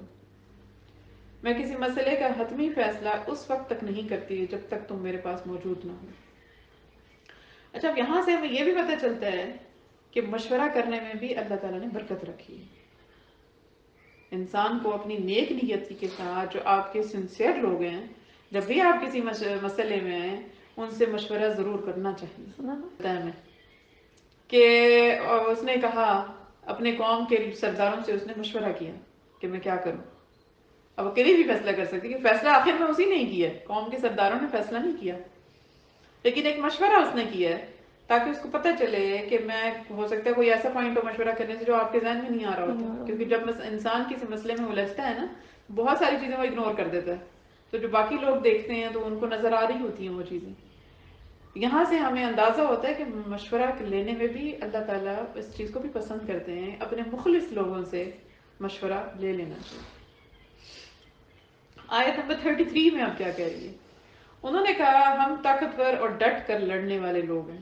اب انہوں نے اپنی سپورٹ دکھائی ہے ملکہ کو کہ ملکہ پریشان نہ ہو، اگر جنگ کی طرف ملکہ کا فیصلہ ہوتا ہے پریشان نہ ہو، ہم طاقتور اور ڈٹ کر لڑنے والے لوگ ہیں، آگے معاملہ آپ کے سپرد ہے، اب آپ دیکھ لیں کہ آپ ہمیں کیا حکم دیتی ہیں۔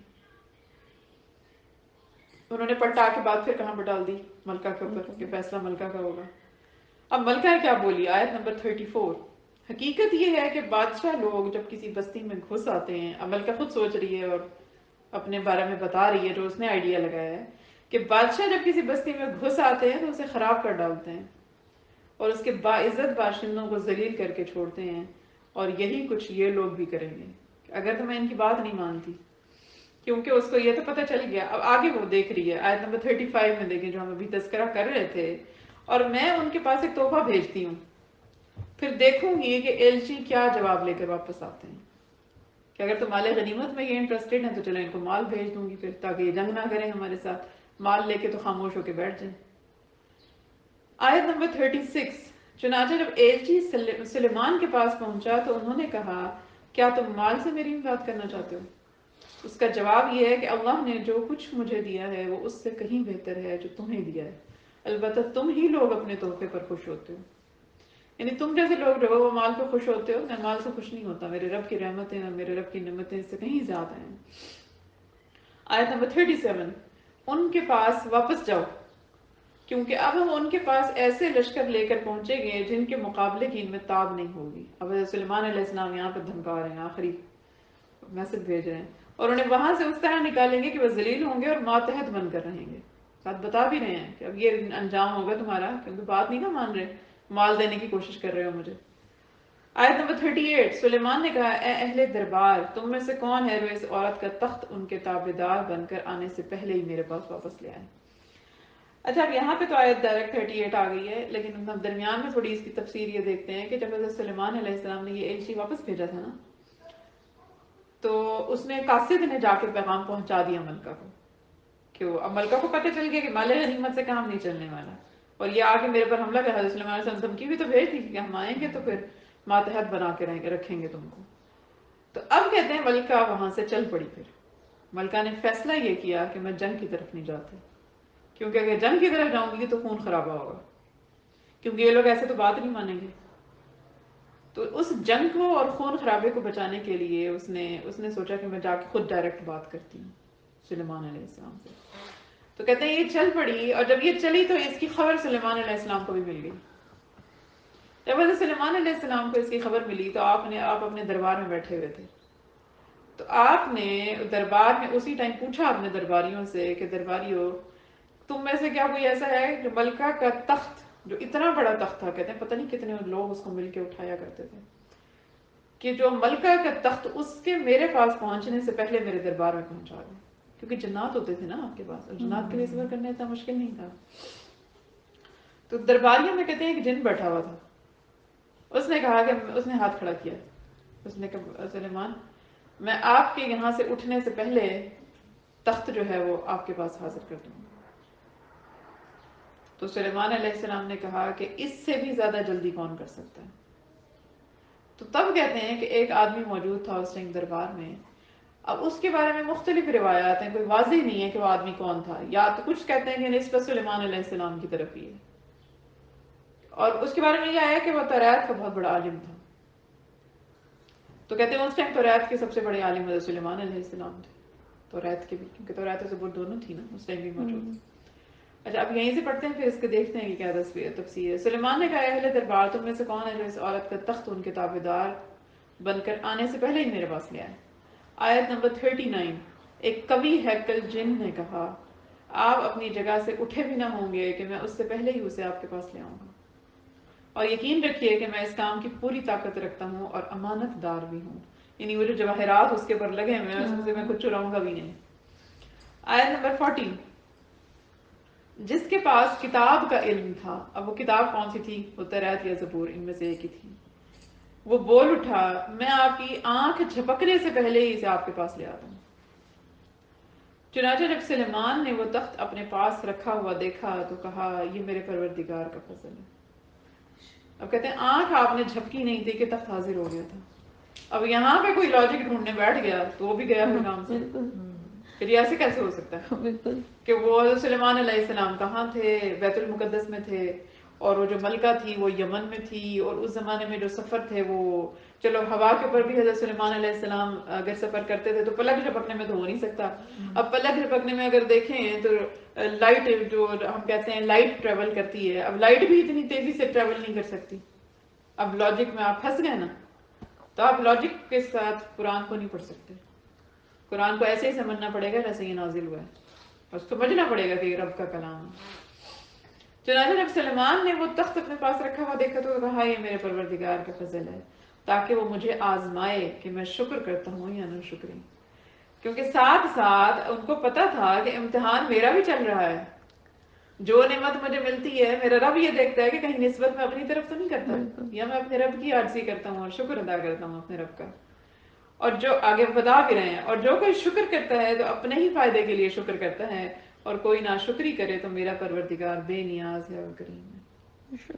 ماشاء اللہ. آیت نمبر 41. سلیمان نے اپنے خدام سے کہا کہ اس ملکہ کے تخت کو اس کے لیے اجنبی بنا دو. اجنبی بنا دو سے مراد یہ ہے کہ اس کی تھوڑی سی سیٹنگ چینج کر دو تاکہ وہ ایک دم دیکھتے ہی نہ اس کو پتا چلے کہ یہ میرا ہی تخت ہے. دیکھیں وہ اسے پہچانتی ہے یا وہ ان لوگوں میں سے ہے جو حقیقت نہیں پہچانتے. اصل میں سلیمان علیہ السلام کہتے ہیں اس نے یہ چیک کرنا چاہتے تھے کہ اس کی دانش مندی کیسی ہے اس ملکہ کی نا، واقعی حکمت ہے اس کے اندر، کیونکہ اسی پوائنٹ کو دیکھ کے وہ اس کے ساتھ ڈیل کرنا چاہتے تھے کہ اس کے ساتھ میں بات اسی حساب سے کروں گا. کیونکہ جب ہم کسی نئے بندے سے ملتے ہیں نا، تھوڑا بہت ہمیں اس کی خبریں مل چکی ہوتی ہیں تو ہم اس کی باتوں سے اندازہ لگا کے نا اس کو اسی طریقے سے ٹریٹ کرتے ہیں نا. یہ تو ہیومن نیچر ہے یہ، تاکہ اس سے اسی زبان میں بات ہو. آیت نمبر 42. غرض جب وہ آئی تو اس سے پوچھا گیا کہ تمہارا تخت ایسا ہی ہے. اس سے سوال کیا حضرت سلیمان علیہ السلام نے، کیا تمہارا تخت ایسا ہی ہے؟ اب آگے ملکہ کی حکمت دیکھیں کہ وہ کیسے جواب دے رہی ہے. کہنے لگی ایسا لگتا ہے کہ یہ تو بالکل وہی ہے. اب اس نے جواب ایسا دیا کہ یہ بھی نہیں کہہ رہی کہ یہ وہی ہے، اور یہ بھی نہیں کہہ رہی کہ یہ وہ نہیں ہے. اس نے درمیان میں اپنا جواب رکھا، ایسا لگتا ہے کہ وہ ہے، کیا ایسا لگتا ہے کہ یہ وہی ہے. تو کہتے ہیں یہاں سے حضرت سلیمان علیہ السلام کو پتہ چل گیا کہ اس میں حکمت موجود ہے نا. اس کو بات کرنے کا انداز بھی آتا ہے اور اس کو پتہ ہے کہ کہاں پہ رہ کے میں نے کس طریقے. اس کی جو ملکہ تھی اس کی دانش مندی جگہ جگہ ہمیں نظر آئی ہے کہ مشورہ کر رہی ہے، اکیلے فیصلہ نہیں کر رہی، غرور نہیں کر رہی، گھمنڈ نہیں کر رہی، تکبر نہیں کر رہی. ایون پہلے مال غنیمت ویسے ہی تحفے تحائف قیمتی مال دے کے چیک کر رہی ہے. اور اس کے بعد اس کی دانش مندی کا ایک ثبوت یہ ہے کہ اس نے جنگ میں خواہ مخواہ اپنے لوگوں کو نہیں پھنسایا کہ اپنے گھمنڈ میں کہ جی ہم طاقتور ہیں اور جنگ لڑ سکتے ہیں. طاقت کے گھمنڈ میں بھی وہ نہیں آئی، حالانکہ اس کے سپورٹر تو اس کو سپورٹ کر رہے تھے، اس کے سردار تو اس کو سپورٹ کر رہے تھے کہ ہمارے پاس طاقت بھی ہے اور ہم کہنا بھی مانیں گے بھی وہی جو تم کہتی ہو. لیکن اس نے فیصلہ وہ نہیں کیا، اور پھر بات کرنے کے لیے بھی خود آئی ہے سلیمان، بجائے اس کے کہ اس نے کہا کہ بادشاہ اگر آئیں گے تو یہ تو ذلیل کریں گے ہمیں اور ہمارے لوگوں کو، خود جا کے بات کروں گی میں. اب یہاں بھی اس نے دانش مندی کا ثبوت دیا. اس نے کہا ایسا لگتا ہے کہ بالکل وہی ہے، ہمیں تو اس سے پہلے ہی آپ کی ایسا ہاں آگے ہے کہ ہمیں تو اس سے پہلے ہی آپ کی سچائی کا علم عطا ہو گیا تھا اور ہم سر جھکا چکے تھے. اور ساتھ ہی جواب بھی دے رہی ہے سلیمان علیہ السلام کو، کیونکہ ایک تو سلیمان علیہ السلام نے اس سے اس کو اپنی طاقت کا بھی اظہار اس کو دکھایا کہ تمہارے موجودگی سے پہلے تمہارا تخت آ کے موجود کر سکتا ہوں تو پھر میں کچھ بھی کر سکتا ہوں. کیونکہ انسان دیکھیں یہ انسان کے اوپر سائیکولوجیکلی بھی خوف طاری ہو جاتا ہے. آپ اپنے گھر سے چلیں، گھر میں فرض کرو اپنی کوئی چیز آپ چھوڑ کے آئے ہیں، جو آپ کسی کے گھر گئے ہیں اور آپ کی چیز وہاں پہلے سے موجود ہے، تو ایک عجیب قسم کا خوف طاری ہوتا ہے انسان کے اوپر. ہر انسان تو یہ اہلیت نہیں نہ رکھتا بالکل. کہ وہ آپ کے گھر سے آپ کی غیر موجودگی میں آپ کے آنے سے پہلے چیز موجود ہو جائے آپ کے پاس آ کے. تو یہ ایک ڈراوا بھی تھا حضرت سلیمان علیہ السلام کا، اسی لیے اس کا تخت بھی منگایا. اب کئی چیزیں چیک ہو رہی ہیں، اس کی دانش مندی بھی چیک ہو رہی ہے ملکہ کی، اور ساتھ ساتھ اس کو ایک امپریشن بھی دے رہے ہیں کہ میں ایسا طاقتور ہوں تو میرے سامنے اپنے عاجزی کا اظہار کرو اور رب کو مانو. ہمیں تو اس سے پہلے اب وہ بولتی ہے، اب اس نے ہتھیار ڈال دی، اس نے کہا ہمیں تو پہلے ہی آپ کی سچائی کا علم عطا ہو گیا تھا اور ہم سر جھکا چکے تھے. آیت نمبر 43. اور اب تک اس کو ایمان لانے سے اس بات نے روک رکھا تھا. اب یہاں پہ قرآن گواہی دے رہا ہے اس کی، اللہ تعالیٰ گواہی دے رہا ہے. اللہ تعالیٰ نیتوں کے حال بھی جانتے ہیں نا. اللہ تعالیٰ فرما رہے ہیں کہ اور اب تک تو اس کو ایمان لانے سے اس بات نے روک رکھا تھا کہ وہ اللہ کے بجائے دوسروں کی عبادت کرتی تھی اور ایک کافر قوم سے تعلق رکھتی تھی. یعنی اس کا تعلق ہی کافر قوم سے تھا، وہ مسلمانوں میں تو پیدا نہیں ہوئی تھی، اس تک دین پہنچا نہیں تھا، دین کی دعوت پہنچی نہیں تھی، تو اسی لیے وہ ایمان نہیں لائی تھی. اور جیسے ہی دین کی دعوت اس تک پہنچی تو اس نے فوراً ایمان کو قبول کر لیا. تو اس کا مطلب ہے کہ اس کا دل تو کھلا ہوا تھا لیکن دعوت اس تک پہنچی نہیں تھی. اب دیکھیں یہاں پہ قرآن کو کتنا اس کا انداز پسند آیا ہے کہ رب کائنات نے اس کی گواہی دے دی ہے کہ وہ اسی لیے نہیں لائی تھی کیونکہ اس تک پہنچا نہیں تھا. اب دیکھو لائیے تو میری بندی فوراً مان گئی ہے. پھر اس کی قوم نے بھی ایکسیپٹ کر لیا. اس کی قوم نے بھی کیا، اس کی قوم نے بھی کیا. آیت نمبر 44 میں اس سے کہا گیا کہ اس محل میں داخل ہو جاؤ. اب حضرت سلیمان علیہ السلام نے نا ایک محل بھی بنوایا ہوا تھا جو شیشے کا محل تھا، اور جس کا فرش جو تھا وہ شیشے کا تھا. اور کہتے ہیں جب اس کے اوپر کوئی چلتا تھا نا، اور دیکھیں آج ہمارے پاس 3D فلورز، 3D فلورنگ ہے نا آج ہمارے پاس، کہ ہمیں بالکل ایسے ریئل لگتی ہے سچویشن. بعض واش رومز یا ایون بیڈ رومز یا کہیں جو بھی لوگ فرش ڈلواتے ہیں کہیں ٹیرس میں، تو وہ لگتا دکھتا کچھ اور ہے اور حقیقت تو بودن ہی ہوتا ہے. لیکن بعض اوقات شیشے ایسا کلیئر ایسا نیٹ شیشہ ہوتا ہے کہ اس کے نیچے کا ہمیں بالکل وہی امپریشن آتا ہے جو جیسے فار ایگزامپل سمندر کی اگر کوئی بنا دی جائے 3D، تو ایسا ہی لگتا ہے کہ آپ سمندر کے اوپر ہی ڈر جاتا ہے انسان ایک دم دیکھ کے. عجیب عجیب شکلوں کے بھی 3D میں نے دیکھے ہیں نیٹ کے اوپر. تو یہاں دیکھیں اب کیا عالم ہے کہ اس سے کہا گیا کہ اس محل میں داخل ہو جاؤ. اس نے دیکھا تو یہ سمجھی کہ یہ پانی ہے. تو وہ محل شیشے کا تھا اور اس کا فرش کے نیچے پانی تھا، تالاب بنا ہوا تھا، لیکن اوپر شیشہ لگا ہوا تھا. اور شیشہ ایسا فائن تھا، اس زمانے کی بات ہو.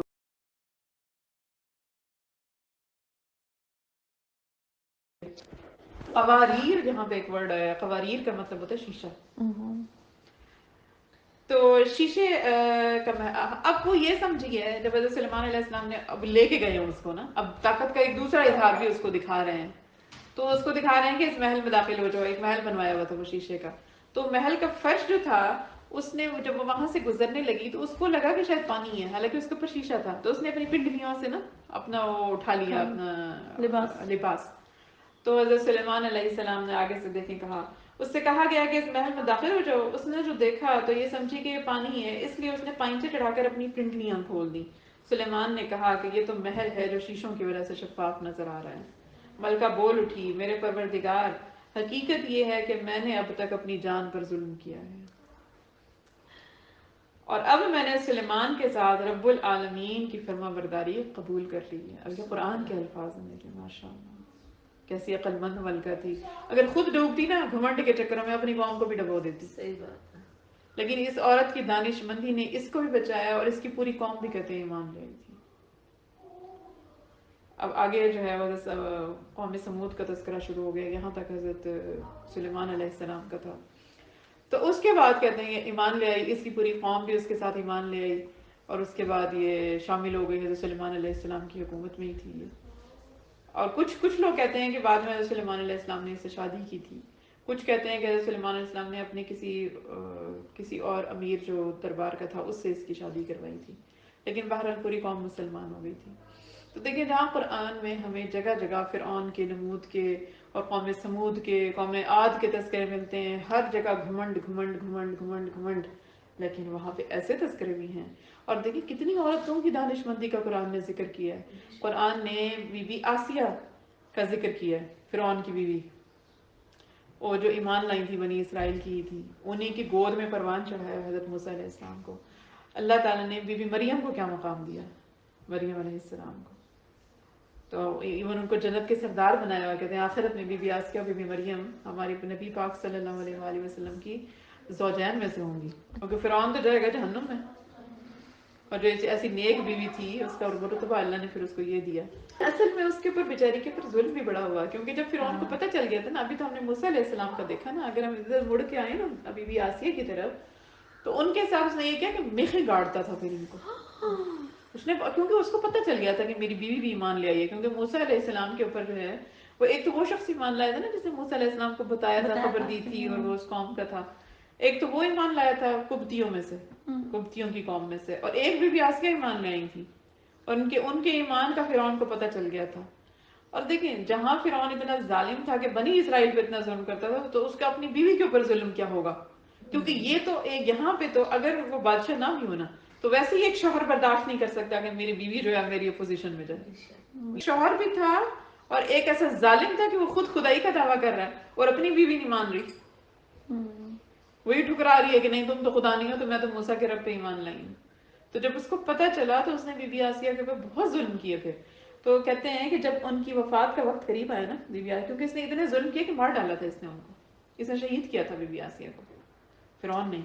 تو کہتے ہیں جب ان کا جنت میں جب ان کا وفات کا وقت قریب آیا نا انتقال کا, اس ٹائم بی بی آسیہ نے دعا مانگی تھی, رب ابنی لی عندک بیتا فی الجنہ, کہ اے میرے رب میرے لیے جنت میں ایک گھر بنا. اور کہتے ہیں بی بی آسیہ کو ان کی انتقال سے پہلے ہی اللہ تعالیٰ نے جنت میں ان کا محل دکھا دیا تھا, اور اس لیے وہ مزید پختہ رہی, وہ مرتے دم تک وہ پھر فرعون کی طرف نہیں آئیں. اور یہ دعا آپ ضرور پڑھا کریں. میں بھی ہر نماز کے بعد جب دعا مانگتی ہوں یا روزانہ صبح شام کی دعا میں یہ دعا مانگتی ہوں اللہ تعالیٰ سے, رب ابنی, کہ اے میرے رب, لی عندک, لی کا مطلب ہوتا ہے میرے لیے, عندک اپنے پاس, بیتن گھر, فی الجنہ جنت میں, کہ اے میرے رب میرے لیے جنت میں گھر بنا. رب ابنی لی عندک بیتن فی الجنہ. میں کہتی ہوں یا اللہ جس طرح آپ نے اس دعا کے وسیلے سے بی بی آسیہ کو محل میں گھر, جنت میں محل دکھایا, ہمارے لیے ایک چھوٹا سا جنت میں ہمارے لیے بھی گھر بنا دو. رب کے آگے کیا دے رہے ہیں. تو یہ دعا بھی انکلیوڈ کریں اپنی دعاؤں میں, کہ بی بی آسیہ کی دعا تھی یہ, عندک بیتا فی الجنہ, رب ابنی لی عندک بیتا فی الجنہ. یہ دعا ماشاءاللہ حضرت بی بی آسیہ کی تھی. تو کتنی دانش مند خواتین کا قرآن نے تذکرہ کیا ہے. بی بی آسیہ تھیں, بی بی مریم تھیں, اور اس کے بعد اب دیکھیں یہ ایک مثال ملکہ بلقیس کی آ گئی ہے کہ وہ ملکہ کتنی دانش مند تھی. دانش مندی کا اظہار کیا تو رب نے اس کی پوری قوم کو. اور دیکھیں جب ایمان والا ہوتا ہے نا, جس کا دل اچھا ہو, جس کی روح اچھی ہو, وہ کبھی بھی اتنا گھمنڈ میں کبھی نہیں آتا. کبھی بھی آپ اتنے گھمنڈی آدمی کو ایمان لاتے ہوئے نہیں دیکھیں گے, ایسا کبھی نہیں ہوتا. اس کا گھمنڈ اور غرور تکبر ایک دن اس کو جہنم کے گڑھے میں لے کے ہی چھوڑتا ہے, اس کے بغیر بچت نہیں ہے اس کی. یعنی کہ یہ ایک ایسی برائی ہے کہ جس سے پھر بچ کے نکلنا بہت مشکل ہے. جو اس کے گڑھے میں چنگل میں پھنس ہے, شیطان نے کیا کام کیا, یہی چنگل میں پھنسانا.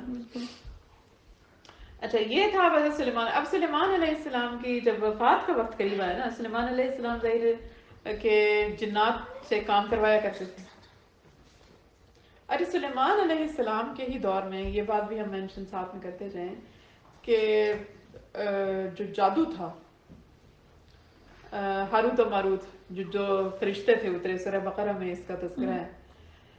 تو جو اللہ تعالیٰ نے 2 فرشتے اتارے اس ٹائم, ہاروت و ماروت, اور وہ دونوں جب انسانوں کی شکل میں نازل ہوئے تو وہ دونوں جو ہیں وہ جادو سکھایا کرتے تھے لوگوں کو, لیکن ساتھ ہی لوگوں کو بتاتے تھے کہ لوگوں یہ تمہارے رب کی طرف سے ایک امتحان ہے, اس کو مت سیکھو, کفر میں پڑ جاؤ گے. لیکن امتحان تھا تو وہ سکھاتے تھے, جو سیکھنا چاہتا تھا اس کو سکھاتے تھے, یہ بھی کرتے تھے, پھر جو سیکھنا چاہتا تھا اس کو سکھاتے تھے. تو ساتھ میں اصل میں انہوں نے جادو سکھایا مرد اور عورت دونوں کو الگ کرنے کے لیے.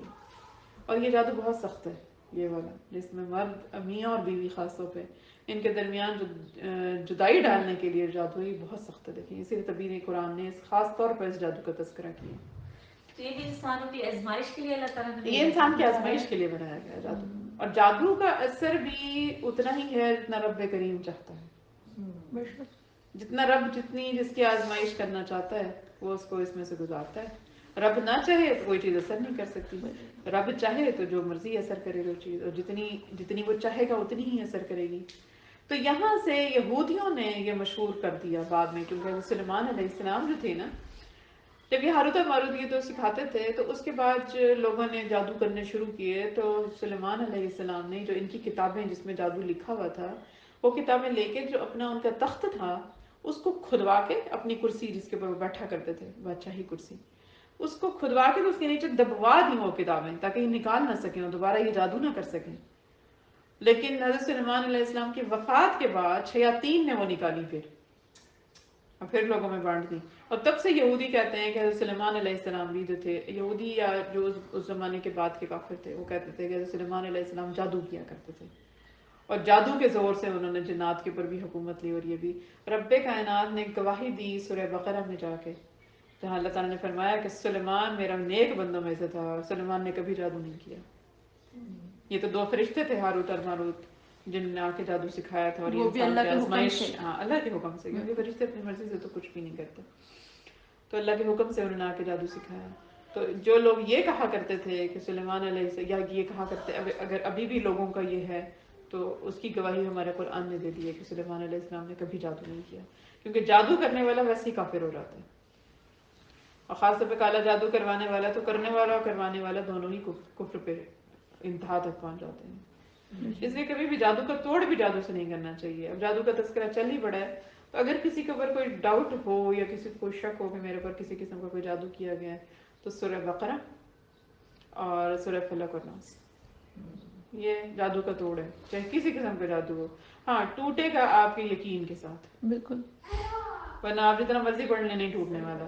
ہاں آپ اپنے پورے یقین کے ساتھ اس کو پڑھیں گے اس جادو کا توڑ آپ کریں گے اور اللہ کے کرم سے وہ ٹوٹتا ہے اس میں کوئی شک نہیں ہے.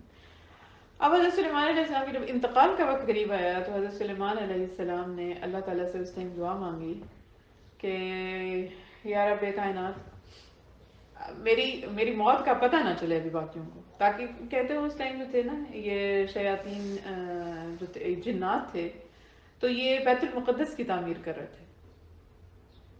تو حضرت سلیمان علیہ السلام نے وہ اس لیے کہ اگر کیونکہ حضرت سلیمان علیہ السلام کو پتہ چل گیا قریب ہے حضرت سلیمان علیہ السلام کو پتہ چل گیا تھا ایک دن پہلے کہ میرا ٹائم ختم ہو گیا تو حضرت سلیمان علیہ السلام اللہ سے دعا کی کہ میری موت کو ظاہر نہ کریں ابھی لوگوں کے سامنے.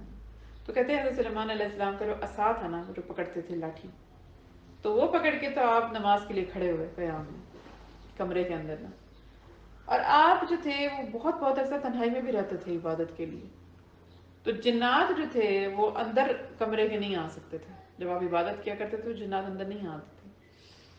تو کچھ روایتیں میں نے ایسی پڑھی ہیں کہ جس میں یہ لکھا ہوا ہے کہ جب تقریباً 1 سال گزر گیا یہ تو ایک حقیقت ہے کہ 1 سال گزر گیا تب تک بھی جنات کو پتہ نہیں چلا تو وہ دیکھتے تھے گزر جاتے تھے وہ کہتے تھے کہ یہ عبادت ہی کر رہے ہیں ان کو پتہ نہیں چلا. لیکن سال بعد جب ان کے عصا کو دیمک نے کھایا دیمک نے چاٹا تو جب وہ عصا ٹوٹا نا وہاں سے اور تب آپ علیہ السلام جو ہے نیچے گرے تب جنات کو خبر ہوئی کہ سلیمان علیہ السلام کی جو ہے وہ وفات ہو گئی. تو کہتے ہیں کہ سلیمان علیہ السلام نے یہ دعا اس لیے مانگی کہ پتہ نہ چلے. ایک حکمت اس میں یہ تھی کہ لوگوں کے دماغ سے یہ اثر بھی زائل ہو جائے. ہو سکتا ہے تب لوگوں کے دماغ میں ہو کہ جنات جو ہیں ان کو غیب کا علم نہیں ہوتا یعنی اگر تو غیب کا علم ہوتا تو ان کو پتہ چلتا تھا کہ سلیمان علیہ السلام کی وفات ہو گئی. جیسے یہ جو شیاطین ہیں یہ کئی چیزیں آ کے بتاتے ہیں وہ تبھی آ کے بتاتے ہیں جب ان کو جو ہے وہ کہیں نہ کہیں سے پتہ چلتی ہیں خبریں لیتے ہیں یہ بھی کیونکہ شیاطین کی عمریں بہت لمبی لمبی ہوتی ہیں. جو جنات ہوتے ہیں ان کی عمریں بہت لمبی ہوتی ہیں 3-3 4-4 ہزار سال تک ان کی عمر ہوتی ہے. تو یہ ایک دوسرے کو خبریں ٹرانسفر کرتے ہیں آپ کی پچھلی نسلوں کی بھی تو ان کو وہاں سے خبر. اور پھر ہم نے پڑھا قرآن میں کہ یہ نیچے والے آسمان پہ لاتے ہیں خبریں اور یہ کان لگاتے ہیں جا کے کہ فرشتے کیا آپس میں باتیں کر رہے ہیں کس کے بارے میں تو وہاں سے بھی خبر لانے کی کوشش کرتے ہیں. تو لیکن ان کو غیب کا علم نہیں ہوتا کہ یہ اپنی طرف سے نہیں ہر کسی کے بارے میں بتا سکتے. جیسے کاہن ہوتے ہیں ہو سکتا ہے اس زمانے کے کاہنوں نے یہ بڑا مشہور کیا ہوا. اب بھی دیکھیں لوگ کہتے ہیں کہ جو اس کے قبضے میں جن ہے تو اس کے قبضے میں جن ہے تو اس نے ہمیں یہ بتایا تو اس نے ہمیں یہ بتایا اس نے فلاں بندے کا یہ بتایا تو یہ ایسے ہے تو ویسے ایسے نہیں ہوتا. جنات ایک دوسرے کو خبریں ٹرانسفر کیونکہ ہر انسان کے ساتھ ایک شیطان تو ہے نا تو وہ کیا ہے وہ بھی تو جنی ہے اور وہ بچپن سے آپ کے ساتھ ہوتا ہے اس کو آپ کی ہر عادت کا پتہ ہوتا ہے اس کو آپ کی زندگی کے ہر حال کا پتہ ہوتا ہے. تو شیاطین ایک دوسرے سے خبریں لیتے ہیں. اللہ تعالیٰ بہرحال ہم سب کو ان شیاطین کی شر سے بھی بچائے کیونکہ ایک تو دشمن وہ ہوتا ہے جو نظر آتا ہے، اس کے ساتھ تو فائٹ بھی آپ کر سکتے ہیں، اس کے وار سے انسان بچ بھی سکتا ہے، لیکن ایک دشمن ہوتا ہے چھپا ہوا جو آپ کو نظر نہیں آتا، اس سے بچنے کے لیے پھر حفاظت کی دعائیں صبح شام کی روزگار ہیں وہ پڑھنے چاہیے پابندی کے ساتھ۔ یہ تھا حضرت سلیمان علیہ السلام کو تذکرہ، یہاں پہ ہمارا ختم ہوتا ہے۔ اب ختم